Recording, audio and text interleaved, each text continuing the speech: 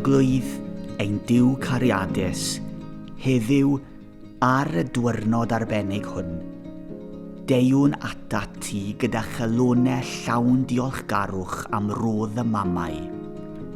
Diolch am ei cariad, ei gofal, a'r aberthau mae nhw'n ei gwneud bob dydd i'n maethrin a'n harwain. Rydym yn diolch i ti am y ffyrdd mae nhw'n edlywyrchu dy dynerwch ath drigaredd, gan ein dysgu i garu ac i dderbyn cariad.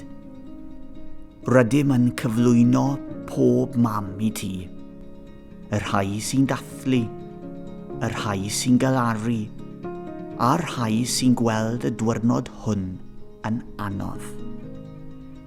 Cysura'r rhai nad yw ei mamau gyda nhw bellach, a'i hamgylchynu gyda'r dangnefedd.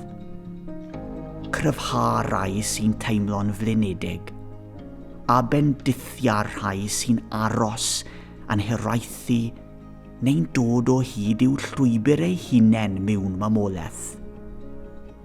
Arglwydd, rydym hefyd yn diolch am bawb sy'n chwarae rôl famol yn ein bywydau. Aelodau o'n heglwysi, teulu, ffrindiau a mentoriaid sy'n dangos i ni beth yw gofalu a diogelu. Helpa ni, Arglwydd, i'w hanrydeddu a'i trysori, nid heddiw yn unig, ond bob dydd.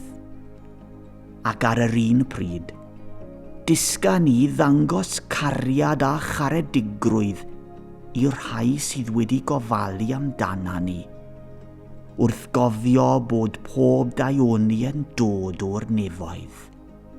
Yn enw Iesu gweddiwn. Amen.